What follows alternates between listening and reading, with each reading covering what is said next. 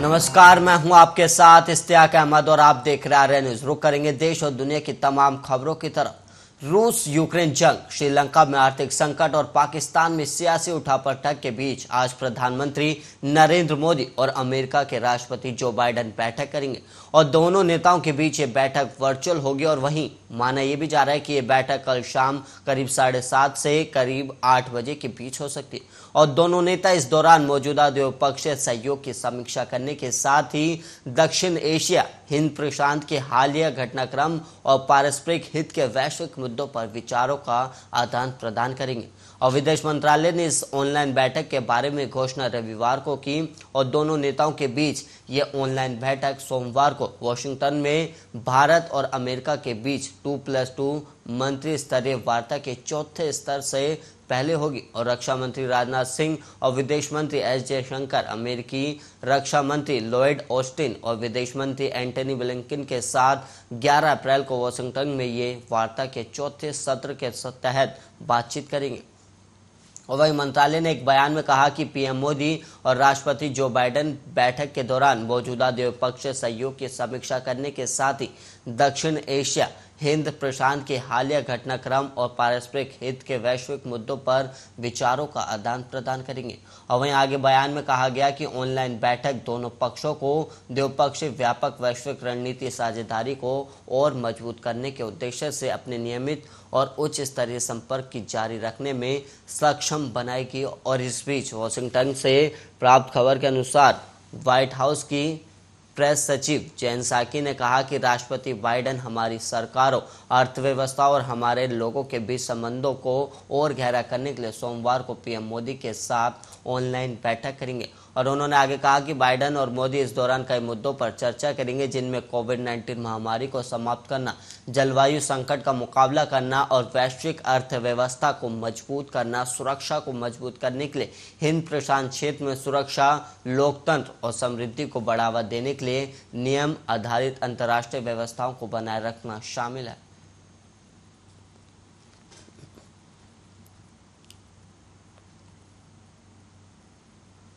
और वहीं बढ़ेंगे अगली खबर की ओर, जहां पर रूस यूक्रेन युद्ध का आज 40वां दिन है। एक तरफ बातचीत के लिए यूक्रेन तैयार है तो दूसरी तरफ रूस ने हमलों में तेजी ला दी और रूसी सेना अब यूक्रेन के दक्षिण हिस्से की तरफ बढ़ रही है। और रूस ने 3 मिसाइलें दागी है, जिसमें यूक्रेन का निप्रो एयरपोर्ट पूरी तरह से तबाह हो गया।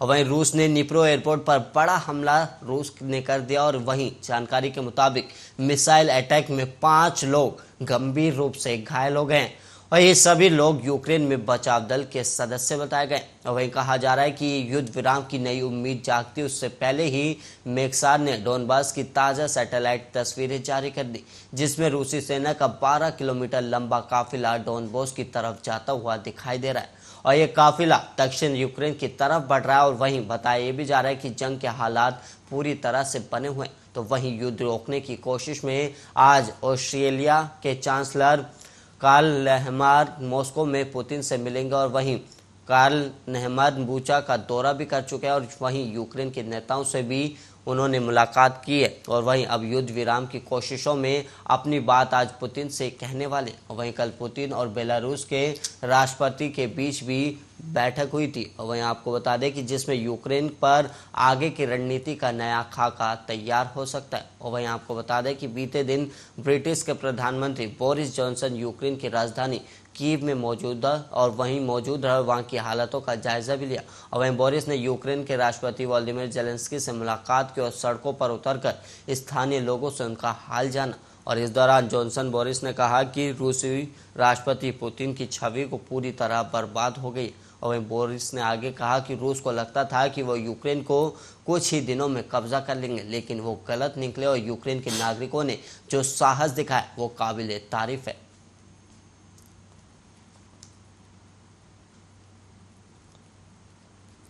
और वहीं इमरान खान के इस्तीफे के साथ बेशक पाकिस्तान की नेशनल असेंबली में सियासी जंग लगभग खत्म हो गई है, लेकिन इमरान खान की पार्टी के समर्थकों और नवाज शरीफ की पार्टी के सपोर्टर्स के बीच सदन से बाहर भी टकराहट जारी है। और वहीं रविवार को इमरान खान की पार्टी के कार्यकर्ताओं ने जहां इस्लामाबाद से लेकर कराची तक प्रदर्शन किया है, वहीं लंदन में पाकिस्तान के पूर्व प्रधानमंत्री नवाज शरीफ के घर के बाहर दोनों ही दलों के समर्थक एक दूसरे से भिड़ गए और अविश्वास प्रस्ताव के जरिए इमरान खान को सत्ता से बेदखल करते ही पाकिस्तान मुस्लिम लीग के कार्यकर्ताओं के जश्न मनाने की तस्वीरें पाकिस्तान के कई शहरों में सामने आई।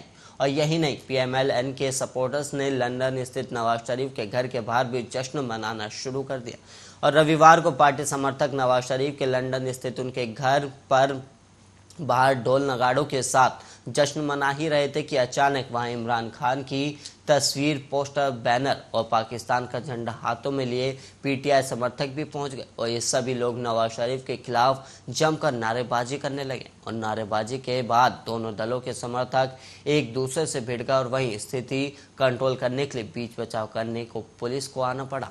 और इसके अलावा आपको बता दें कि शनिवार को सुप्रीम कोर्ट के आदेश पर नेशनल असेंबली में अविश्वास प्रस्ताव पर वोटिंग होनी थी और वोटिंग से पहले काफी ड्रामा भी चला और असेंबली के स्पीकर ने रात में मतदान से पहले अचानक ये कहते हुए इस्तीफा दे दिया कि इमरान खान उनके कई साल पुराने मित्र हैं, ऐसे में वोटिंग नहीं करा सकते। इसके बाद विपक्ष ने नया स्पीकर चुनकर वोटिंग कराई और वोटिंग रविवार को हुई और अविश्वास प्रस्ताव की वोटिंग में इमरान खान की सरकार के खिलाफ 174 वोट पड़े और उनकी सरकार गिर गई और इसके बाद इमरान खान को रविवार को इस्तीफा भी देना पड़ा था।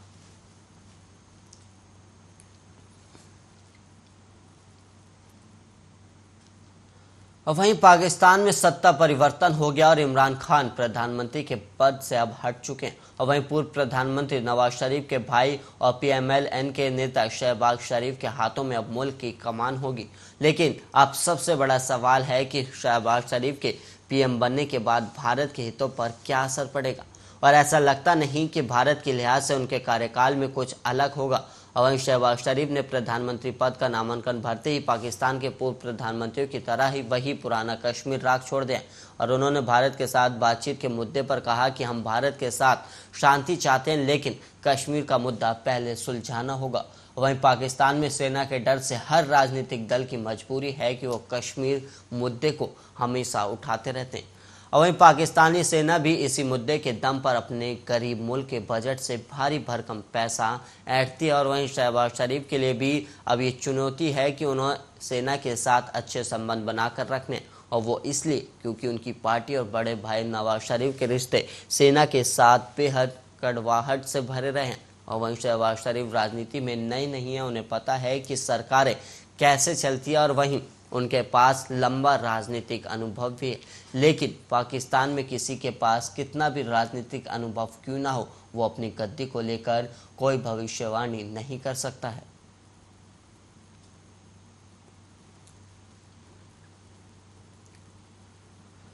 और वहीं दिल्ली में JNU एक बार फिर विवादों में और इस बार रामनवमी पर नॉनवेज खाने से रोकने और पूजा में बाधा डालने के आरोप प्रत्यारोप के चलते विवाद बढ़ा है, जो मामूली झड़प से खूनी मारपीट में बदल गया।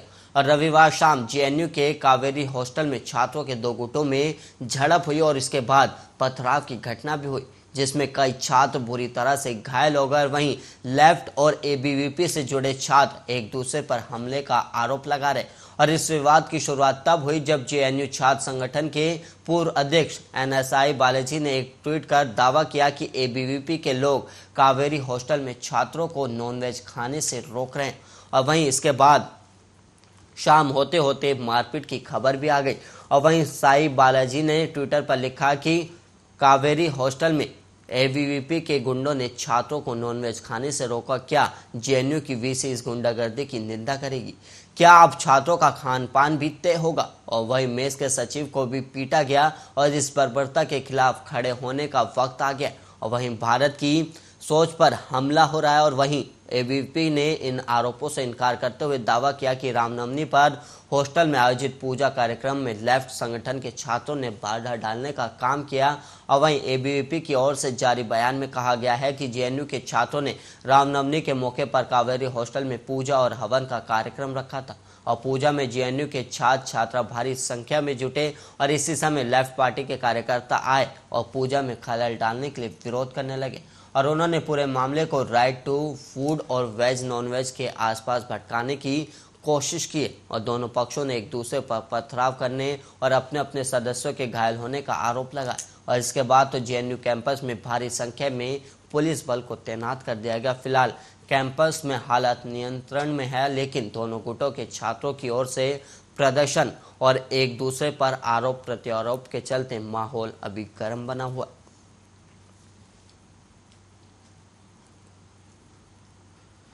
वहीं महाराष्ट्र के मुख्यमंत्री और शिवसेना अध्यक्ष उद्धव ठाकरे ने रविवार को बयान दिया है और वहीं आपको बता दें कि बीजेपी के पास हिंदुत्व का पेटेंट नहीं है और वहीं उन्होंने दावा किया कि शिवसेना के दिवंगत सुप्रीमो बाला साहेब ठाकरे ने बीजेपी को दिखाया था कि भगवा और हिंदुत्व के मेल से केंद्र की सत्ता हासिल करने में मदद मिल सकती है। और वहीं ठाकरे ने कहा कि बीजेपी के उलट शिवसेना हमेशा से भगवा और हिंदुत्व को लेकर प्रतिबद्ध रही है, जबकि उसके भारतीय जनसंघ और जनसंघ जैसी अलग अलग नाम है जो अलग विचारधारा प्रसारित करती है। और वो कोल्हापुर उत्तर सीट पर 12 अप्रैल को होने वाले उपचुनाव में महाविकास आघाड़ी प्रत्याशी जयश्री यादव के प्रचार अभियान में डिजिटल माध्यम से शामिल हुए थे और उन्होंने साल 2019 में विधानसभा चुनाव के दौरान कोल्हापुर सीट पर शिवसेना प्रत्याशी को मिली हार के लिए रविवार को बीजेपी को जिम्मेदार ठहराया और उस समय दोनों दलों का गठबंधन था। और वहीं ठाकरे ने आश्चर्य व्यक्त करते हुए कहा कि क्या बीजेपी का कांग्रेस के साथ इस सीट पर साल 2019 के चुनाव में गुप्त गठबंधन था और उन्होंने ये भी कहा कि बीजेपी के पास हिंदुत्व का पेटेंट नहीं है और मुझे आश्चर्य है कि अगर भगवान राम का जन्म नहीं हुआ होता तो बीजेपी राजनीति में कौन सा मुद्दा उठाती, क्योंकि बीजेपी के पास मुद्दों की कमी है, इसलिए वो धर्म और नफरत पर बात कर रही है। और वहीं ठाकरे ने आगे कहा कि उनके पिता बाल ठाकरे वो व्यक्ति थे जिन्होंने उन्हें दिखाया कि भगवा और हिंदुत्व उन्हें दिल्ली के रास्ते पर ले जा सकता है। और वहीं कोल्हापुर उत्तर उपचुनाव पर बोलते हुए ठाकरे ने कहा कि साल 2019 में और साल 2014 के मुकाबले कांग्रेस के मत बढ़ गए, जिसका नतीजा हुआ कि शिवसेना प्रत्याशी की बीजेपी के साथ गठबंधन के बावजूद हार हुई है। और उन्होंने सवाल किया कि बीजेपी के मत साल 2019 में कहाँ गए, क्या उस समय आपने कांग्रेस के साथ गुप्त गठबंधन किया था।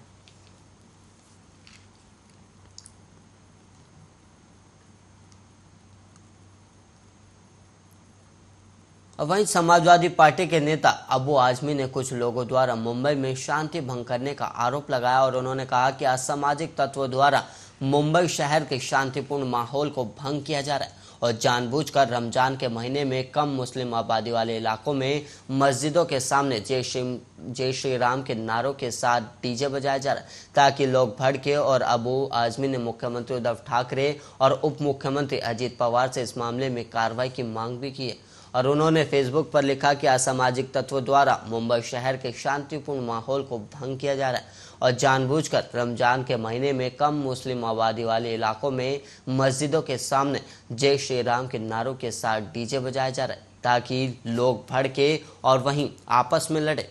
और मैं मुख्यमंत्री उद्धव ठाकरे से और उप मुख्यमंत्री अजित पवार और गृह मंत्री दिलीप वलसे पाटिल और मुंबई पुलिस कमिश्नर से मांग करता हूं कि घटनाओं के जिम्मेदार लोगों के खिलाफ सख्त से सख्त कार्रवाई की जाए। और वहीं अबू आजमी ने आगे लिखा कि ये घटना रविवार को मानखुर्द पीएमजी कॉलोनी मलाड के मलोनी इलाके में भी हुई और गाड़ियां तोड़ी गई और तलवारें निकाली गई और लोगों का नुकसान किया गया। और वहीं मुंबई पुलिस को सभी घटनाओं की पूरी जानकारी है और वहीं पुलिस को समझना चाहिए और सख्ती से मुंबई शहर और राज्य की शांति को भंग करने वाले असामाजिक तत्वों के खिलाफ सख्ती से कार्रवाई करनी चाहिए। और इसके अलावा आपको बता दें कि अबू आजमी उन नेताओं में से हैं जो अपने बयानों को लेकर सुर्खियों में रहते हैं। अबू आजमी ने हाल ही में मंच से प्रमुख राज ठाकरे के एक विवादित बयान के बीच कहा था कि वो ठंडे पे भेजेंगे और जो लोग हनुमान चालीसा का पाठ करेंगे। और वहीं आपको बता दें कि राज ठाकरे ने मस्जिदों से अजान नहीं रोकने पर लाउड स्पीकर लगाने और दोगुनी आवाज़ में हनुमान चालीसा बजाने की बात कही थी। और उनके इस बयान के बाद अबू आजमी ने मुंबई के कोलाबा में एक जूस की दुकान के सामने पोस्टर लगाया था और वहीं अबू आजमी द्वारा लगाए गए पोस्टर में हिंदू संतों और महंतों की तस्वीरें और इसमें कहा गया है कि वो अपने पूजा स्थल पर हनुमान चालीसा का जाप करने वाले हिंदू भाइयों और बहनों को ठंडे पानी से पानी भेजे। और पार्टी ने संपर्क के लिए एक ईमेल आईडी भी साझा की।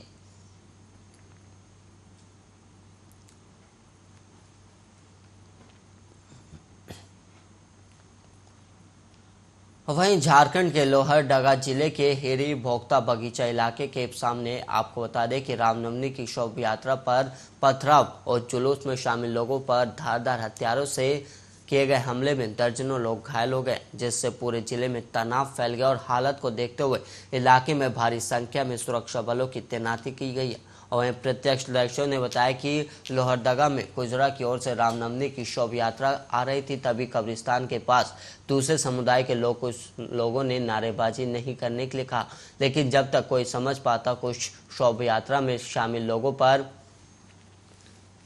पथराव शुरू हो गया, जिसमें अनेक लोग घायल हो गए। वहीं पथराव के बाद उपद्रवियों ने 2 घरों और मेले में लगे ठेले, मिठाई की दुकान और एक पिकअप वाहन और 10 बाइक में आग लगा दी। और घटना की जानकारी मिलते ही उपायुक्त डॉक्टर वाघमारे प्रसाद कृष्णा सहित बड़ी संख्या में जिला प्रशासन और पुलिस के अधिकारी घटनास्थल पर पहुंच गए और स्थिति को नियंत्रण करने का प्रयास किया गया। और घटना के बाद पुलिस प्रशासन बगीचा में तैनात है और वहीं पुलिस प्रशासन द्वारा दोनों पक्षों को शांत कराने की कोशिश अभी जारी है। और इस संबंध में वाघमारे प्रसाद कृष्ण ने बताया कि अभी वो घटनास्थल पर हैं और पूरे घटनाक्रम पर प्रशासन की नज़र है। फिलहाल स्थिति नियंत्रण में है और उपायुक्त ने कहा कि घटना में शामिल लोगों पर कार्रवाई की जाएगी। और घटना में घायल हुए लोगों ने बताया कि कुछ असामाजिक तत्वों द्वारा पत्थरबाजी के साथ साथ लाठी डंडे और धारदार हथियार से भी वार किया गया। और इस घटना से पूरे सांप्रदायिक तनाव फैल गया। और झारखंड के पूर्व मुख्यमंत्री रघुवर दास ने इस घटना की कड़ी निंदा की और आरोप लगाया कि हेमंत सोरेन सरकार द्वारा अल्पसंख्यक तुष्टीकरण के चलते राज्य में बार बार इस तरह की घटनाएं हो रही। और उन्होंने आगे कहा कि लोहरदगा में पिछले साल भी रामनवमी जुलूस पर हमला हुआ था और उन्होंने सरकार से अपराधियों को तत्काल गिरफ्तार करने और उनके खिलाफ सख्त कार्रवाई की मांग की। और दूसरी ओर प्रदेश बीजेपी अध्यक्ष और राज्यसभा सांसद दीपक प्रकाश देर रात लोहरदगा से रांची स्थित राजेंद्र आयुर्विज्ञान संस्था पहुंचे और घायलों से बातचीत की और उन्होंने प्रशासन से दोषियों को जल्द गिरफ्तारी की मांग भी की है।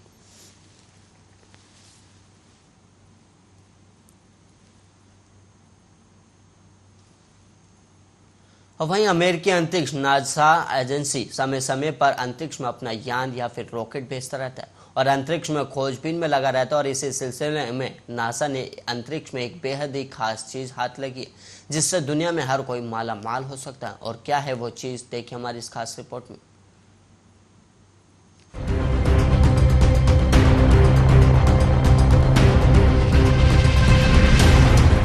अमेरिका की नासा एजेंसी अंतरिक्ष में अपना यान समय समय पर भेजकर अंतरिक्ष की पड़ताल करता रहता है और इस बार भी नासा को बेहद खास चीज हाथ लगी है, जिससे दुनिया के हर इंसान को फायदा होगा। तो चलिए आपको बताते हैं ऐसी वो कौन सी चीज है जो चर्चा का विषय बनी हुई है। अमेरिकी अंतरिक्ष एजेंसी नासा एक ऐसे एस्ट्रॉइड पर यान भेजने जा रहा है जो पृथ्वी पर मौजूद हर शख्स को 10,000 करोड़ रुपए दिला सकता है। इस एस्ट्रॉइड पर यान भेजने में नासा की मदद स्पेस एक्स करेगा। अमेरिकी अंतरिक्ष एजेंसी को स्पेस एक्स इस मिशन के लिए अपना फॉल्कन हैवी रॉकेट देगा। इस एस्ट्रॉइड का नाम सोलर साइकी है। अमेरिकी अंतरिक्ष agency NASA psyche asteroid explorer mission 1 अगस्त 2022 को लॉन्च करेगा। इससे पहले space x Falcon heavy rocket को जून में लॉन्च करेगा। फ्लोरिडा स्थित कैनेडी स्पेस सेंटर से जून में फॉल्कन हैवी रॉकेट को लॉन्च किया जाएगा, जिसमें लॉन्च पैड 39A से यूएस स्पेस फोर्स के USS F-44 मिशन की लॉन्चिंग होगी। नासा की तरफ से इस रॉकेट के जरिए 2 पायलट्स को जियो सिंक्रोनाइज्ड ऑर्बिट में तैनात किया जाएगा। इसमें एक अमेरिकी सेना की ट्रेटा 1 माइक्रो सैटेलाइट है, जबकि दूसरे के बारे में कोई जानकारी नहीं दी गई है। स्पेसएक्स के फॉल्कन हैवी रॉकेट से लॉन्च किया जाने वाला साइकी स्पेसक्राफ्ट लगभग तैयार किया जा चुका है। पहले ये तय नहीं हो पाया था कि किस रॉकेट से स्पेसक्राफ्ट की लॉन्चिंग होगी। नासा के लॉन्च शेड्यूल में जानकारी डालने के बाद साफ हो गया है कि फॉल्कन हैवी रॉकेट से इस मिशन को लॉन्च किया जाएगा। धरती पर मौजूद हर शख्स को जो एस्ट्रॉइड 10,000 करोड़ रुपए का मालिक बना सकता है, उसका निर्माण लोहे, निकल और सिलिका से हुआ है। एस्ट्रॉइड में मौजूद धातुओं को अगर बेच दिया जाता है तो हर शख्स अरबों का मालिक बन सकता है। और वहीं इस एस्ट्रॉइड पर जिस स्पेसक्राफ्ट को भेजा जाना है उसका नाम भी साइकी रखा गया है। अगस्त 2022 में लॉन्च होने वाला साइकी स्पेसक्राफ्ट मई 2023 में मंगल ग्रह की ग्रेविटी वाले क्षेत्र से बाहर आएगा, जिसके बाद साल 2026 में 16 साइकी एस्ट्रॉइड की कक्षा में पहुंच जाएगा। इसके बाद वो 21 महीने तक एस्ट्रॉइड की परिक्रमा करेगा। नासा की तरफ से स्पेसक्राफ्ट के साइंस एंड इंजीनियरिंग सिस्टम को तैयार कर लिया गया है। अमेरिकी सरकार ने भी इस मिशन के लिए हरी झंडी दे दी है। नासा ने बताया है कि 16 साइकी एस्टेरॉयड पर मौजूद लोहे की कुल कीमत करीब 10,000 क्वाड्रिलियन पाउंड है। इसका मतलब है कि धरती पर मौजूद हर शख्स 10,000 करोड़ रुपए का मालिक बन जाएगा। यह एस्टेरॉयड 226 किलोमीटर चौड़ा है। इसका अध्ययन नासा की साइकी स्पेसक्राफ्ट करेगा। इस स्पेसक्राफ्ट में सोलर इलेक्ट्रिक प्रोपल्शन है, 3 साइंस इंस्ट्रूमेंट, इलेक्ट्रॉनिक्स और पावर सब सिस्टम होगा। नासा की जेट प्रोपल्शन लेबोरेटरी इस स्पेसक्राफ्ट पर नजर रखेगी। लिंडी एल्किन टेन ने बताया कि मंगल और बृहस्पति ग्रह के बीच घूम रहे एस्टेरॉयड बेल्ट में 16 साइकी एस्टेरॉयड मौजूद है, जो सूरज का 5 साल में एक चक्कर लगाता है। लिंडी एरिजोना स्टेट यूनिवर्सिटी की प्रोफेसर और साइकी मिशन की प्रिंसिपल इन्वेस्टिगेटर है। पृथ्वी के चंद्रमा के वजन का करीब 1% ही इस एस्टेरॉयड का भार है। नासा ने कहा है कि धरती के पास इस एस्टेरॉयड को लाने का कोई प्लान नहीं है। इस पर मौजूद लोहे की जांच की योजना है। अब देखने वाली बात होगी आने वाले समय में मिशन कितना कारगर साबित होता है। Bureau report RJ.